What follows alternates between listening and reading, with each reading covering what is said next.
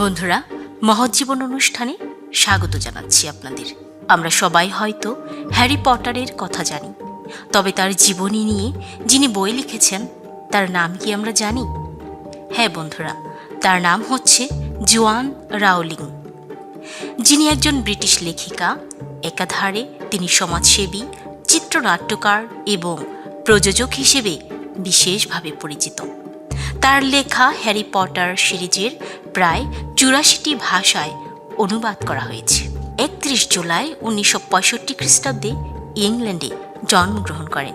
ছোটবেলা থেকেই তিনি গল্প লেখা ও বই পড়তে খুবই পছন্দ করতেন এবং লেখক হওয়ার স্বপ্নও দেখতেন।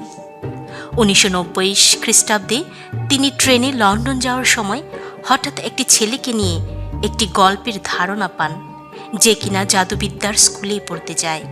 এই ধারণা থেকে জন্ম নেয় হ্যারি পটার চরিত্র। পরে তিনি প্রথম বই হ্যারি পটার এবং ফিলোসোফার স্টোন লিখতে শুরু করেন।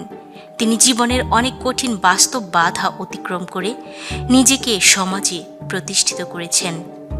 অবশেষে হ্যারি পটার বইটি প্রকাশ পায় এবং তিনি পৃথিবীর সবচেয়ে সফল লেখিকাদের মধ্যে একজন হয়ে ওঠেন।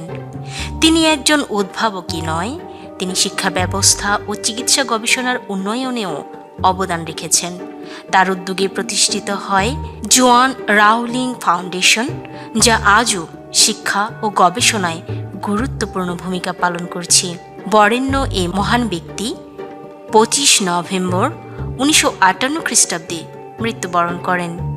বিজ্ঞান ও প্রযুক্তিতে তার অবদান আজও বিশ্বস্মরণীয় হয়ে রয়েছে।